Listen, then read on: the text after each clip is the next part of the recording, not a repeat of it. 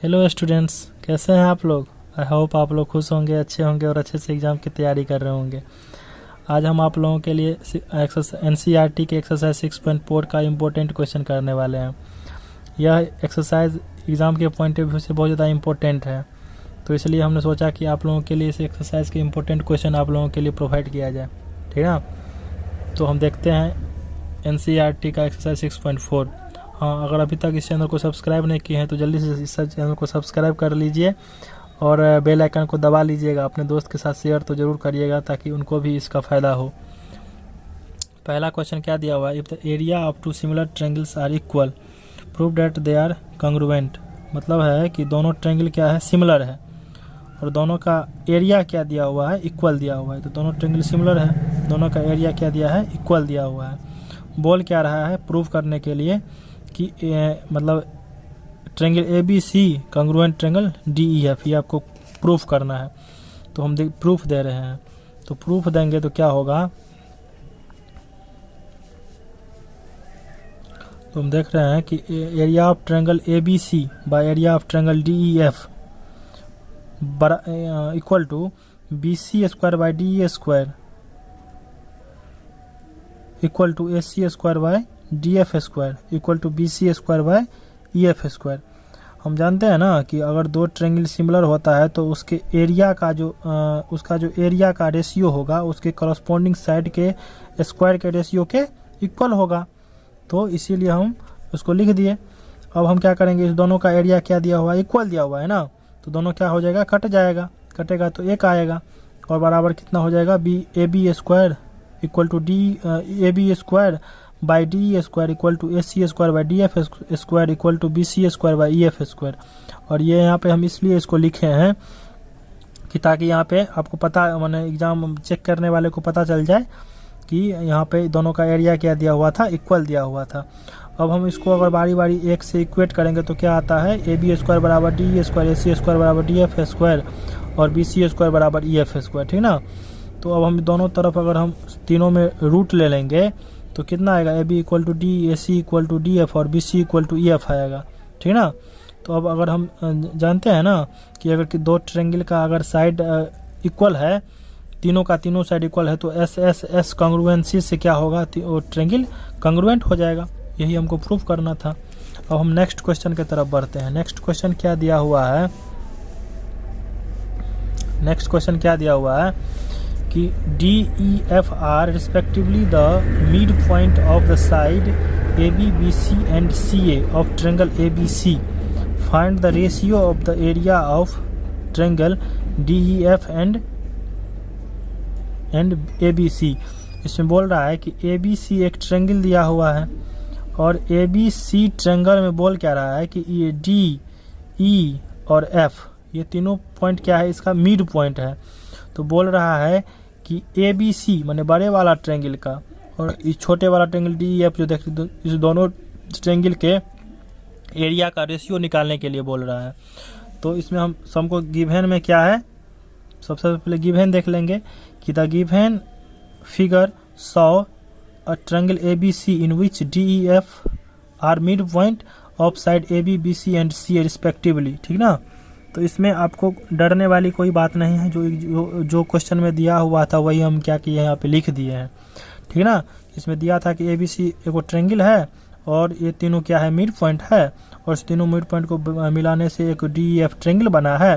तो बोल रहा है क्वेश्चन में कि मतलब ए बी सी ट्रायंगल और डी ई एफ ट्रायंगल के एरिया का रेशियो क्या आएगा। बस हम आगे सॉल्व कर रहे हैं। तो क्लास 9 में अगर आप एक मिड पॉइंट थ्योरम पढ़े होंगे तो आप निश्चित रूप से इस क्वेश्चन को बहुत आसानी से समझिएगा। नहीं भी पढ़े होंगे तो इस क्वेश्चन को लास्ट तक देखिए और इस वीडियो को भी लास्ट तक देखिए, आप पूरा का पूरा क्वेश्चन यहाँ से सीख के जाएगा, प्रॉमिस। तो डी एफ इक्वल टू कितना हो जाएगा, डी एफ, ये जो डी एफ देख रहे हैं, डी एफ इक्वल टू कितना हो जाएगा कि बी सी बाई 2। तो मिड पॉइंट थ्योरम में हम नहीं पढ़े थे, मतलब किस थ्योरम से ये आया है, तो मिड पॉइंट थ्योरम से। मिड पॉइंट थ्योरम हम लोग क्या पढ़े थे कि अगर किसी ट्रायंगल के दो साइड के मिड पॉइंट को मिलाएंगे ना तो वह तीसरे साइड के क्या होगा, पैरेलल भी होगा और आधा भी होगा। तो अगर मतलब दो साइड के मिड पॉइंट को मिलाने पर तीसरे साइड का क्या होगा, वो पैरेलल होगा और आधा होगा। तो इसी मिड पॉइंट थ्योरम के हिसाब से हम एक इसमें प्रॉपर्टी ले लेते हैं, और प्रॉपर्टी क्या है कि दोनों मिड पॉइंट को मिलाए हैं, डी और ई को मिलाए हैं, तो क्या हो गया, बी सी का पैरेलल भी हुआ, आधा हुआ, तो पैरेलल वाला हम यहाँ पे नहीं लेंगे, यहाँ पे हम कौन लेंगे, तो आधा जो होगा, तो डी एफ इक्वल टू कितना हो जाएगा 1/2 बी सी। तो मिड पॉइंट थ्योरम से हो गया। ये आपको मिड पॉइंट थ्योरम यहाँ पे लिखना पड़ेगा, नहीं तो नंबर कट सकता है। अब हम क्या करेंगे, इसी तरह से डी ई इक्वल टू क्या हो जाएगा, ए सी बाई 2 होगा। डी ई इक्वल टू क्या हो जाएगा, ए सी या सी ए जो लिखिएगा, ए सी बाई 2 हो जाएगा, ठीक ना। अब हम आगे बढ़ते हैं तो देखते हैं कि ई एफ, उसी तरह ई एफ भी है कि तो किसका होगा, ए बी का आधा होगा, ए बी का आधा होगा, तीनों में लिखना पड़ेगा मिड पॉइंट थ्योरम। तो यहाँ पे अगर डॉट डॉट दे दीजिएगा तो वो भी वही बात हुआ। अब हम क्या करेंगे, इक्वेशन फर्स्ट, सेकंड और थर्ड से, और यहाँ पे आप एगो चीज़ गौर कर सकते हैं कि अगर मान लीजिए जैसे दिया हुआ है ना कि D F equal to 1/2 B C, तो अगर हम क्या करेंगे कि यहाँ पर अगर हम D F by B C equal to 1/2 तो कर सकते हैं। और इसी तरह अगर हम ये तीनों में करेंगे तो क्या आएगा, जो D F by B C equal to D E by C A equal to E F by A B equal to 1/2 आएगा। इसमें भी 1/2 आएगा, इसमें भी 1/2 आएगा, इसमें भी 1/2 आ जाएगा। तो अब हम क्या देख रहे हैं कि यह तीनों क्या हो गया, 1/2 के इक्वल हो गया। इसका मतलब ये माने इस दोनों ट्रायंगल का जो साइड का रेशियो है वो क्या है, इक्वल है, कि डी एफ बट्टे B C equal to D बट्टे C A equal to E F बट्टे ए बी इक्वल टू 1/2 आ गया है। तो इस दोनों ट्रायंगल के जो साइड का रेशियो क्या आ गया है, इक्वल आ गया है ना, 1/2। तो इसका मतलब क्या हुआ, जो ट्रायंगल, इसका मतलब हुआ ट्रायंगल डी ई एफ और ट्रायंगल ए बी सी क्या हो गया, सिमिलर हो गया। तो किस प्रोसेस से सिमिलर हुआ है, तो एस एस और एस प्रॉपर्टी से ये दोनों ट्रायंगल सिमिलर हो गया है। तो दोनों ट्रायंगल अगर सिमिलर होगा तो आपको वो चीज़ पता है ना, तो उसके साइड वो जो उसके जो एरिया का रेशियो होगा उसके साइड के कॉरस्पॉन्डिंग साइड के मतलब रेशियो के इक्वल होगा, मतलब इसको स्क्वायर के रेशियो के इक्वल होगा। तो area of triangle D E F by area of triangle A B C बराबर D E square by A C square आ गया। अब हमको यहाँ पे देख रहे हैं ना कि डी ई बाई सी ए कितना है, 1/2 है ना। तो यहाँ पे हम क्या पुट कर देंगे, जो 1/2 रख दिए, उसका स्क्वायर दिया हुआ है, तो 1/2 का स्क्वायर कितना आ जाएगा, 1/2 का स्क्वायर कितना आएगा बताइए, 1/2 का स्क्वायर कितना आएगा, 1/4 आ जाएगा। इसका मतलब क्या है, उसके जो एरिया का मतलब रेशियो है वो कितना रेशियो है, 1/4 आ गया, निकल गया ना। अब हम नेक्स्ट क्वेश्चन की तरफ आगे बढ़ते हैं। तो नेक्स्ट क्वेश्चन क्या दिया हुआ है वो आप देख सकते हैं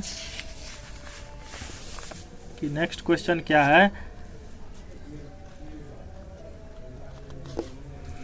कि prove that the ratio of the area of two similar triangle is equal to the square of the ratio of their corresponding median. इसमें क्या बोल रहा है कि अगर दो ट्रायंगल क्या है कि सिमिलर है, ठीक ना, दो ट्रायंगल क्या दिया हुआ है, सिमिलर दिया हुआ है, तो बोल रहा है कि उसमें जो उसके एरिया का रेशियो होगा उसके मीडियन के स्क्वायर के रेशियो के क्या होगा, इक्वल होगा। ये आपको क्या कर रहा है, प्रूफ करने के लिए बोल रहा है। तो सबसे पहले गिवन लिखना पड़ता है। तो गिवन में क्या दिया हुआ है कि एरिया मतलब triangle A B C similar triangle D E F, ये आपको क्या है गिवन में दिया हुआ है। और ए पी और डी क्यू क्या है, दोनों ट्रायंगल का मीडियन है दिया हुआ है, ठीक ना। तो ये भी हम लिख दिए हैं। बेटा अगर इस पूरे वीडियो के आप देखिएगा तो निश्चित रूप से आपको बहुत ज़्यादा फायदा होने वाला है। और हमको लगता है कि इस चार क्वेश्चन हम इस वीडियो में बताने वाले हैं, एक क्वेश्चन जरूर आपके एग्ज़ाम में आएगा, या फिर इस चारों क्वेश्चन के बेस्ट पे जरूर कोई ना कोई क्वेश्चन आएगा, ठीक ना, क्योंकि हर बार आता है तो इस बार भी उसको क्वेश्चन को देना ही पड़ेगा, ठीक ना। तो हम देखिए करते हैं। तो इसमें प्रूफ क्या करना है कि area of triangle A B C by area of triangle D E F equal to A P square by D Q square, आपको क्या करना है, प्रूफ करना है। तो प्रूफ हम दे रहे हैं। तो प्रूफ क्या होगा कि the ratio of the area of two similar triangle is equal to the ratio of the square of two corresponding sides. मतलब ए बी सी एगो ट्रायंगल देख रहे हैं और डी ई एफ एगो ट्रायंगल देख रहे हैं, तो दोनों ट्रायंगल सिमिलर रहेगा ना। तो उसके जो एरिया का रेशियो होगा उस करस्पॉन्डिंग साइड के जो स्क्वायर होंगे उसके रेशियो के क्या होगा, इक्वल होगा। तो निश्चित रूप से यह हमको क्या था, एक थ्योरम है, उसको पता होना चाहिए। तो इसके हिसाब से हम लिख सकते हैं ना, जो area of triangle A B C by area of triangle D E F equal to A B square by D E square, हम लिख सकते हैं। तो यहाँ पर दिया गया है कि दोनों ट्रायंगल सिमिलर है ना, ये आपको मतलब इस थ्योरम से मतलब होगा कि area of triangle A B C by area of triangle D E F equal to A B square by D E square. और दोनों ट्रायंगल अगर सिमिलर दिया हुआ है, मतलब ट्रायंगल ए बी सी और triangle D E F similar है ना, तो सिमिलर है तो उसके साइड का जो रेशियो होगा वो क्या होगा, दोनों ट्रायंगल सिमिलर दिया हुआ है तो उसके जो साइड के रेशियो होंगे वो क्या होंगे, इक्वल होंगे। तो उसके साइड के रेशियो क्या है, उसके साइड के रेशियो क्या है, A B by D E equal to B C by E F. और इक्वल टू हम B C by E F तो लिख दिए हैं, मतलब यहाँ पर आप देख रहे हैं ना कि A B by D E, A B by D E और B C by E F लिखे हैं ना, देख रहे हैं ना, वही लिखे हैं कि A B by D E और B C by E F. अब हम बी सी को क्या कर सकते हैं, यहाँ पे बी सी को, यहाँ पे जो बी सी देख रहे हैं उसको हम लिख सकते हैं ना 2bp, क्योंकि ये मीडियन है, क्योंकि सॉरी ये मीडियन है, मीडियन उसको क्या करता है तो इक्वल पार्ट में डिवाइड करता है। तो बी सी को हम 2bp लिख सकते हैं। तो वही क्या किए हैं यहाँ पर हम कि बी सी को 2bp लिख दिए हैं और ई एफ को 2eq लिख दिए हैं। ये 2 कट जाएगा, bp बाय eq आ गया ना, ठीक है। तो अब यहाँ पे क्या हम देख रहे हैं, फर्स्ट इक्वेशन क्या आएगा, A B by D E equal to B P by E Q, clear. और इसमें ये आपको दो चीज़ आ गया है, क्या क्या आया है कि A B by D E equal to B P by E Q आ गया है। और दोनों ट्रायंगल अगर सिमिलर था तो उसके जो करस्पॉन्डिंग एंगल होगा वो भी इक्वल होगा। तो ये दोनों एंगल क्या हो गए, इक्वल हो गए। तो अब दोनों एंगल इक्वल हो गया तो क्या हो गया, A B by D E equal to B P by E Q और angle B by angle E, ठीक ना।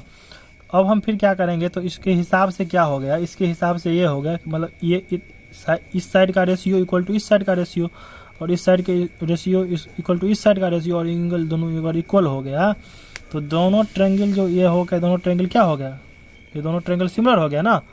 और किस प्रॉपर्टी सिमिलरिटी के किस प्रॉपर्टी से, तो एस प्रॉपर्टी से क्या हो गया, दोनों ट्रायंगल सिमिलर हो गया। तो अगर दोनों ट्रायंगल सिमिलर हो गया तो क्या होगा कि मतलब दोनों ट्रायंगल अगर सिमिलर हो गया तो B P by E Q equal to A P by D Q भी होगा। मतलब B P by E Q equal to A P by D Q, ये भी होगा। अगर ये दोनों ट्रायंगल सिमिलर हुआ तो करस्पॉन्डिंग साइड इक्वल होना चाहिए ना। तो इसके हिसाब से B P by E Q equal to A P by D Q लिख सकते हैं, कोई दिक्कत नहीं है क्योंकि सिमिलर है, सिमिलरिटी की प्रॉपर्टी से। अब हम क्या देख रहे हैं यहाँ पर इक्वेशन फर्स्ट में A B by D equal to B P by E Q और B P by Q equal to A P by D Q. तो इक्वेशन फर्स्ट और सेकंड पर अगर हम मतलब इसको कंपैरिजन करें तो क्या आता है कि A B by D E बराबर A P by D Q लिख सकते हैं। यहाँ पे क्या है, कंपैरिजन करने से क्या आता है कि A B by D equal to A P by D Q. अब हम तो इसको आसानी से लिख सकते हैं ना, जो area of triangle A B C by area of triangle D E F equal to A P square by D Q square, क्योंकि हमको अगर दोनों ट्रायंगल क्या था, सिमिलर था ना, सिमिलर था तो उसके साइड के जो स्क्वायर का उसके मतलब एरिया का जो स्क्वायर का रेशियो होता है उसके साइड के करस्पॉन्डिंग साइड के स्क्वायर के रेशियो के इक्वल होता। तो मतलब area of triangle A B C by area of triangle D E F equal to A B square by D A square होना चाहिए था। तो इसके जगह पे हम ये लिख सकते हैं ना, A P square by D Q square. तो A P square by D Q square को लिख दिए, प्रूव्ड। ठीक, अब हम नेक्स्ट क्वेश्चन की तरफ बढ़ते हैं। तो नेक्स्ट क्वेश्चन क्या दिया हुआ है वो भी हम आसानी से क्या करेंगे, समझ लेंगे, ठीक ना। नेक्स्ट क्वेश्चन क्या है आपके स्क्रीन पर ये देख रहे हैं, बहुत आसान क्वेश्चन है। और ये क्वेश्चन तो हमको लगता है मतलब MCQ में भी पूछ सकता है और हो सकता है कि केस पेस में भी अगर हल्का पूछने का होगा तो पूछ सकता है। बहुत आसान क्वेश्चन है, बस क्वेश्चन देखने में आपको भारी लग रहा होगा, ठीक ना। तो इसमें दिया क्या है कि prove that the area of an equilateral triangle described on one side of a square is equal to the half of the area of equilateral triangle described on one its diagonal। इसमें बोल क्या रहा है कि कोई square दिया हुआ है, कोई स्क्वायर मतलब स्क्वायर हम क्या एज्यूम कर लिए हैं, ए बी सी क्या है, ए बी सी डी क्या है, एगो स्क्वायर दिया हुआ है। तो उसमें बोल क्या रहा है कि उसके डायगोनल पर एगो इक्विलेटरल ट्रायंगल क्या गया है, बनाया गया है। उसके डायगोनल पर एगो इक्विलेटरल ट्रायंगल क्या किया गया है, बनाया गया है। एगो इक्विलेटरल ट्रायंगल उसके साइड पर बनाया गया है, ठीक ना। तो हम क्या कर लिए हैं कि let A B C D be a square with side a then diagonal A C equal to √a√2। हम मतलब एगो स्क्वायर था ए बी सी डी, उसमें एगो साइड दिया हुआ था क्या ए, और यहाँ पे ए बी सी क्या हो गया, एगो मतलब राइट एंगल ट्रायंगल। तो ये ए है और ये भी अगर ए है तो इसको हाइपोटेनस कैसे निकालते हैं, हाइपोटेनस निकालते हैं ना, √b² plus p² equal to h² निकालते हैं ना। तो b² plus p² √* equal to h² निकालते हैं। तो इसके हिसाब से क्या होगा, a² plus a² equal to ये मतलब ac का स्क्वायर। तो इसको हम अगर सॉल्व करेंगे तो कितना आएगा, a√2। तो a√2 आ गया, तो इसका डायगोनल कितना आ गया, मतलब ये आ गया। तो आप यहाँ पर दो इक्विलेटरल ट्रायंगल देख रहे हैं, एगो ट्रायंगल देख रहे हैं ए सी क्यू और दूसरा देख रहे हैं सी बी पी।